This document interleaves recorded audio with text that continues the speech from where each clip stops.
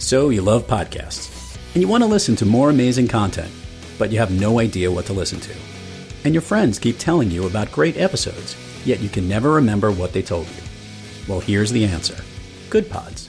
It's the social app dedicated to podcasts where your friends, podcast listeners, and favorite podcast hosts all come together to share on their feeds what they recommend and what they listen to. You can connect to others, bookmark episodes, start a conversation about the episode, connect to the hosts, and most importantly, listen to great podcasts right in the Good Pods app. Download Good Pods wherever you get your apps and start sharing with a community that loves to listen. Good Pods. It's where to connect and listen.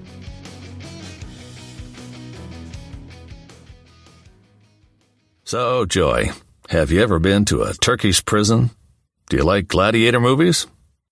By the way, is there anyone listening who knows how to fly a plane?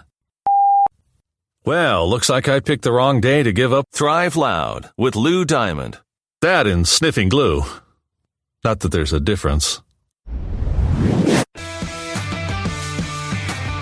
Get ready to thrive loud with Lou Diamond. Welcome, everyone, to another episode of Thrive Loud with Lou Diamond, connecting into the most inspiring and amazing people that are thriving each and every day. I'm your host, Lou Diamond, and today on Thrive Loud, we have a man that is known as the powerful presence mentor and the Outfluencer.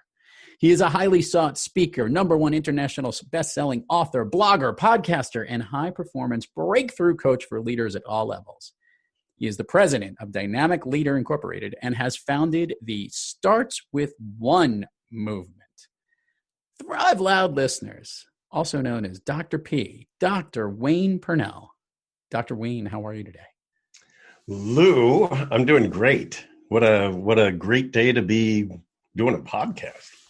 Listeners need to know that I had the extreme pleasure of being on Dr. Wayne's podcast show, and we had so much fun that we said, hey, let's return the favor and do it again. So here we are. But this time, for the listeners that didn't listen to that episode, they get to learn more about you, Wayne, because enough about me. Who wants to talk about me on my show? My goodness, we've had enough of me. I want to understand this whole powerful presence and outfluencer thing. Well, let's actually talk about that. Who coined the term outfluencer? Was it you? Is it some marketing genius? I love it. Let me hear more about it. Well, I was actually talking to the producer of a national television program, and I was wearing a name badge that under it had the banner or the moniker of influencer. And in talking with this producer, she was like, well, you're not, I basically was talking about my values, that I see influencers as, especially the early influencers, they were all about, look at me. They were all about, follow me, look at me, like me. And my work is so much about lifting others that when I was talking with this producer, she said, well, you're not really an influencer. You're more of an outfluencer. And I'm like, that's it. That's right. And I've since begun the process of trademarked that phrase. So I like it. It's great. It's so true, right? That we're so many influencers, and they're still out there on Instagram. They're still out there. Look at me. Look what I can do. Look how photoshopped I look. How many likes can I get? And it's horrible, because I am all about how do you deliberately, actively, positively uplift the life of another. And you can't do it when it's look at me. You can only do it when it's let me see you.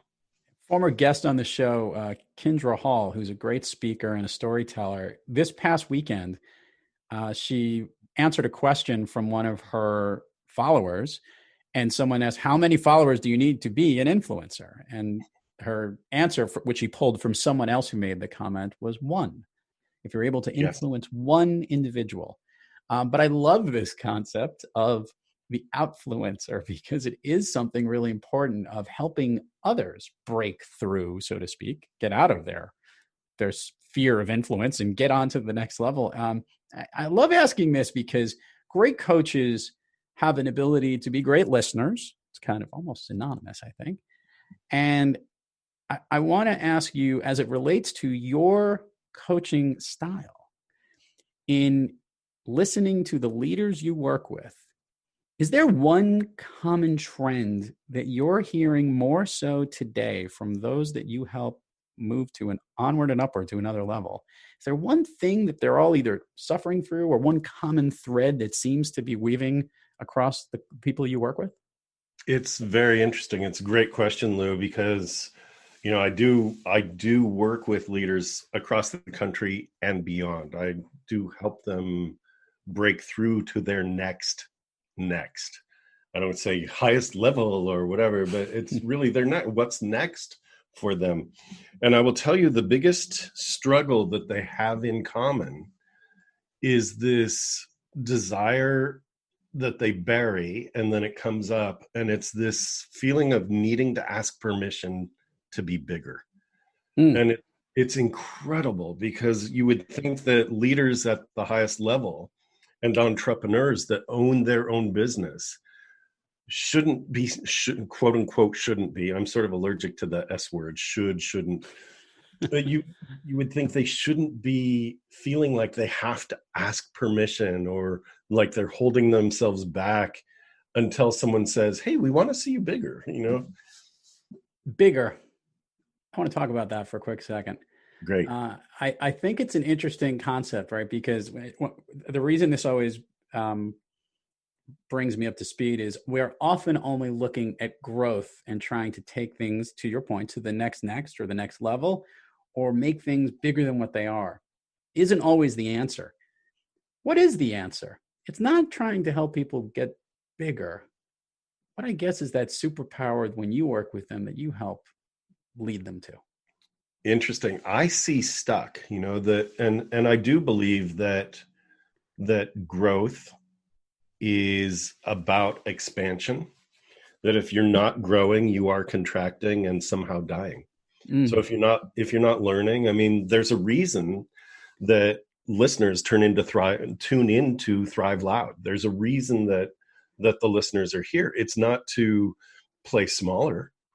Everyone is here. You're listening to this, and we're engaging, Lou, because we believe in the power of getting bigger. We believe in growing beyond who we are today. And that doesn't mean, again, like the influencer, it doesn't mean, look at me, I'm so big, the spotlight's on me. It means, look at me, I'm better than I was yesterday.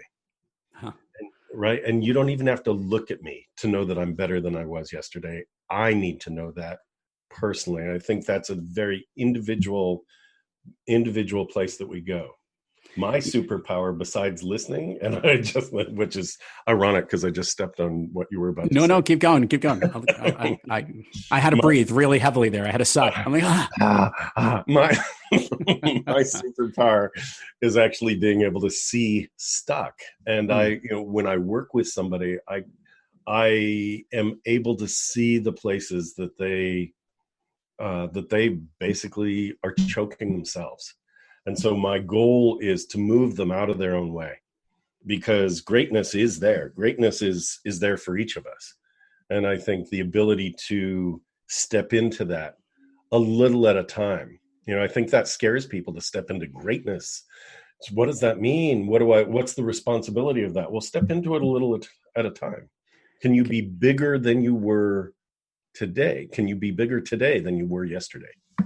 Wayne, if you can see stuck, but maybe the person you're working with can't, how do you bridge that gap? That's a great question. You can't see, I have this analogy. You can't ask a fish what water is like, because a fish doesn't have a non-water reference, right? Also, fish don't talk, but that aside. Maybe the fish in your world, Wayne. I don't know. There's no reference. So if you're in your own life, you can't see it. The reason to have a coach is for the sake of perspective and to be nudged to a place where someone else sees something that you don't.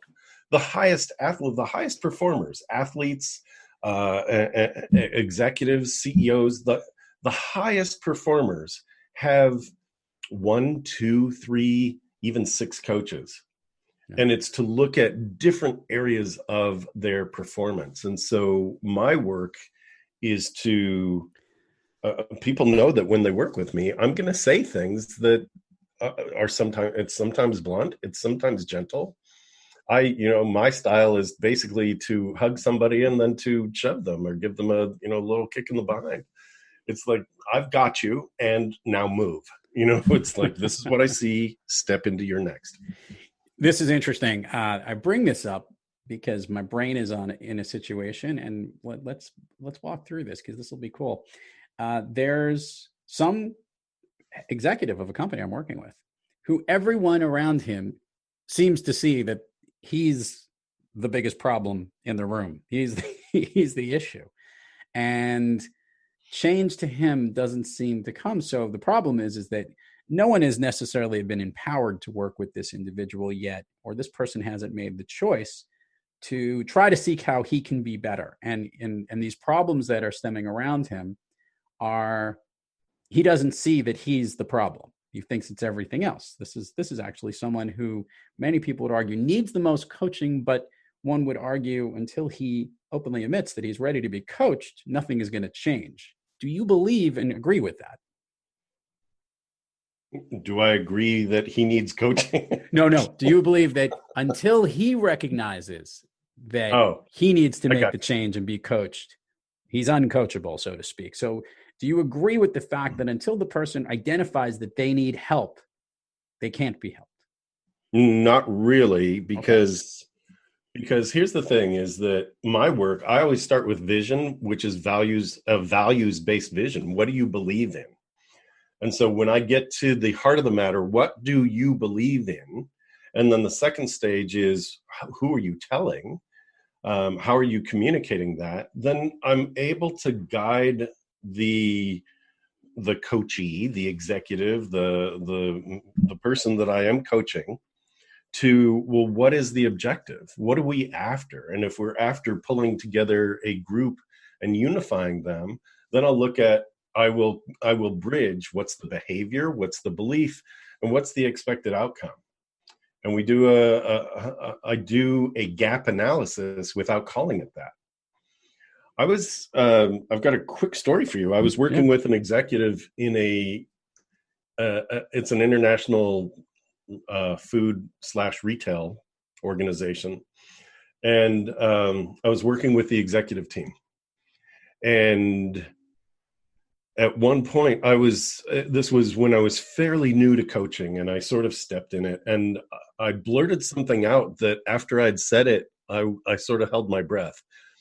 Because in this room, there was the CEO and there were all these senior vice presidents, the executive, the president, and all these senior vice presidents. And at one point, the president said something, and I watched as everybody sort of sat back and they looked at their papers on the conference room table. They didn't look up.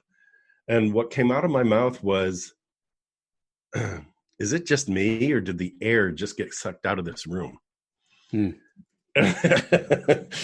all the vice presidents snapped their heads toward me, and they snapped their head toward the president, and they snapped their head back at me like, what's going to happen? What's going to happen? And the president in that moment looks up at me, takes a big breath, laces his fingers behind his head, sighs, puts his elbows on the table in front of him, and rests his chin in his hands at that point.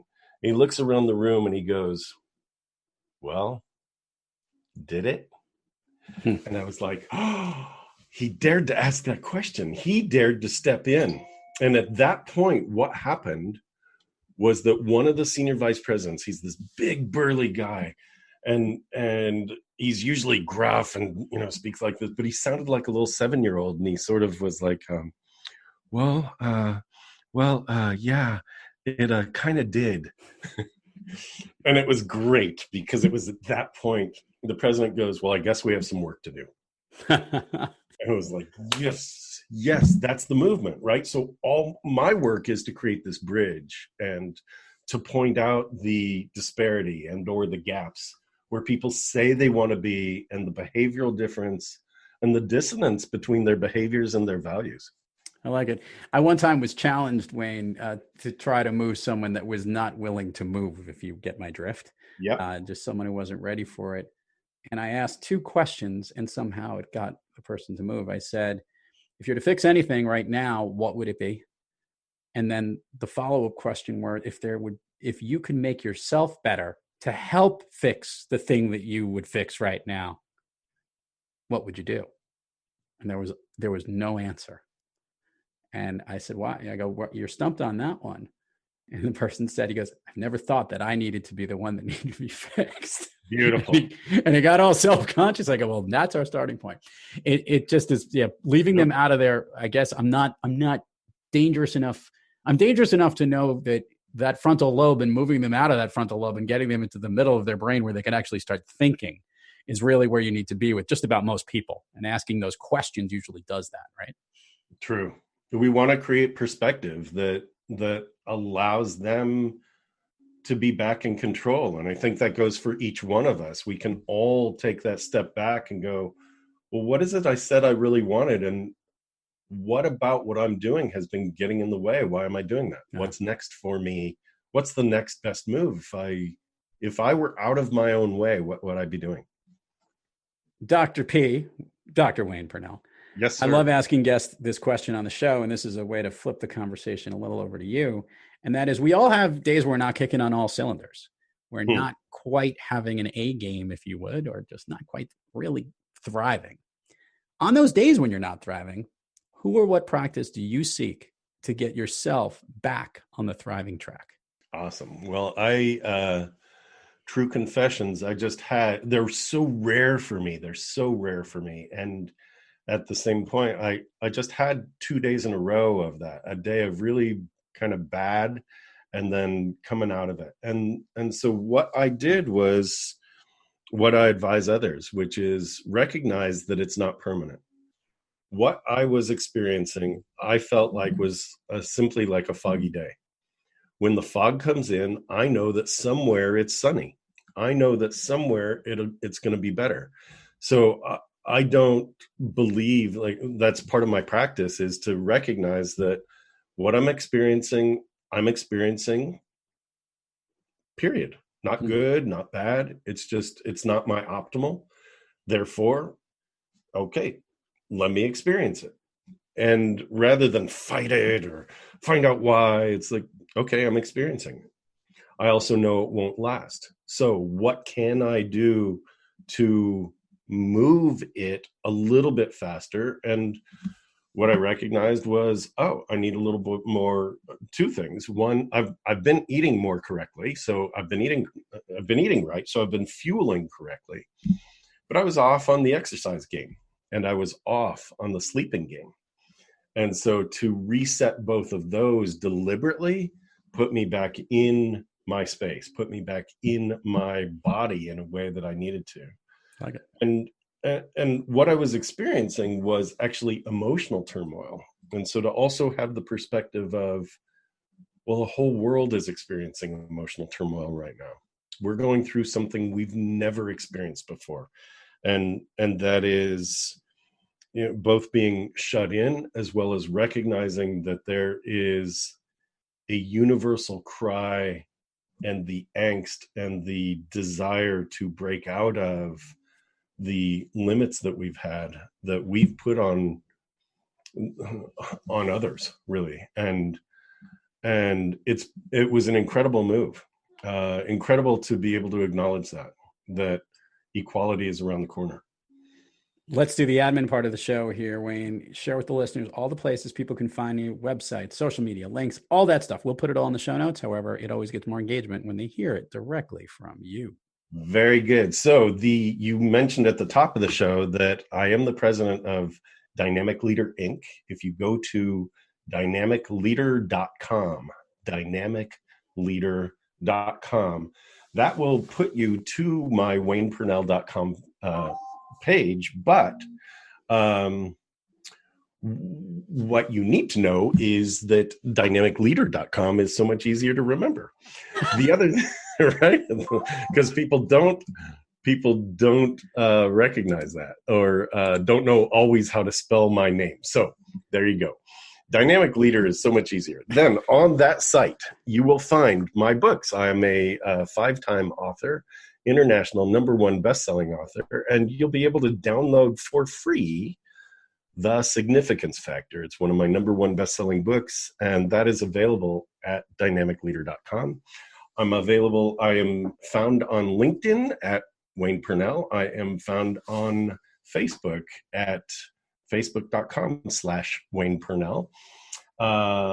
Where else? Instagram, Dr._Wayne_Pernell. And what did I miss? At Twitter at Wayne Pernell. Very impressive. I'm glad you're making my admin team very easy for them to find the quick links, which we'll push the buttons for all 4 of those things: Facebook, Twitter, LinkedIn, and Instagram. So good. But we'll make sure we put it on the page. It's awesome. I think you got it all. You did a good job there. Excellent. And the book and everything. Look at all the stuff you're offering here. Incredible. Well, I want our listeners to get better. It's like, what's your next best? It's like, this is awesome. Well, you want the listeners to move. So since you want them to move to get to the next, then hey, there you've got them already moving, which is good, at least digitally. Okay. And hopefully while you're not driving, listeners, make sure you're doing this in a sitting position. Permission to go down Fun Street, Dr. Wayne Pernell. Well, Lou Diamond, let's do this. Okay. We'll start off with our first standard question to get into a conversation, and then we're going to go through a speed round of questions because I know you're prepared to handle it. So let's start with the first one, which you've already answered. Can you share with the listeners your all-time favorite movie? My all-time favorite movie is the very first Star Wars #4. Why did that movie connect so much with you? I was actually a late teen when that came out, and the whole idea of Yoda's brilliance, his philosophy, do or do not, there is no try, that all resonated with me. I'd already begun a psychology path, and that is actually taken from Fritz Perls, who's the founder of Gestalt psychology. So it really resonated with me on multiple levels. I like it. Ready for the speed round here. What I'm going to ask you to do here is I'm going to ask you the thing, and the first thing that comes to your mind. Don't dilly too much. We're going to go through it, and each one of these questions will be fun. And Dr. Wayne Pernell is excited to do this. I think he is, aren't you? Yes. Well, okay. Yes. Fear and excitement are 2 sides of the same coin. So let's go. Ready? A song you love to listen to. I want to say Macklemore. Fine. We'll go with that. Any of his songs. A favorite non-dessert food. Tacos. A favorite dessert. Cherry pie. Okay. An activity you wish you did more of. Martial arts. An activity you wish you did less of. Yes, I go down the Facebook rabbit holes maybe a little too much, so maybe that. With social media time. If you can snap your fingers and go anywhere, snap. Where are you, Dr. Wayne Pernell? I am at a resort in Jamaica. I like it. Thrive Out listeners, good job there, Dr. Wayne. That was pretty good going down Fun Street. We're going to try and do a little bit more of this. This has been requests by listeners. They'd love to know a lot of quick, fast, fun things. And then we asked them what the heck they want to know. And this is the things that people came up with. I don't know why, but I love the activity you wish you did less of. I think that's actually really cool. Also got you thinking. With that, any parting words, Dynamic Leader, to the listeners, specifically, I guess, as it relates to today, and trying to know that, look, we all know things will get better. We'll all get through this and all that stuff, every macho thing you could say. But I guess what's a helpful mindset that people can be thinking about during this challenging time of COVID, racial stress and angst that's going on throughout the country? It's unique times that we're living in, to say the least. Yeah. So it goes back to the introduction you had for me. One was, you called me the Outfluencer, which is correct. The powerful presence mentor and the founder of the Starts With One movement. And I want to bring it back to that powerful presence is really about you owning your space, and that you can't make a difference in the world if you're showing up in apology. You can only make a difference by deliberately, actively, positively connecting with someone, humanizing them, rehumanizing them, and choosing to lift them. And that's where you're going to make your difference. You show up in your powerful presence. You show up as the accountable I in a sea of we. You show up and you make your difference. That's the next. That's really the next. Dr. Wayne Pernell, thank you so much for coming on Thrive Loud today, my friend. Lou, it's a pleasure. Truly, truly a pleasure. Thank you, Lou Diamond. And to all our listeners out there, thank you for joining us. And until next time, keep thriving onward and upward. And remember, be brief, be bright, be God. America, it begins. I wanna fly, can you take me far away? Give me a star to reach for, tell me what it takes, and I'll go so high, my feet won't touch the ground. Just itch my wings and pull the strings. I bought these strings that all fall. You've been listening to Thrive Loud with your host, Lou Diamond. Check us out on the web at thriveloud.com. Follow us on Instagram, LinkedIn, Twitter, Facebook, and YouTube at Thrive Loud. Check us out on the Good Pods app at Thrive Loud, where you can follow, listen, and connect directly to Lou and all of the Thrive Loud episodes. Thanks for listening.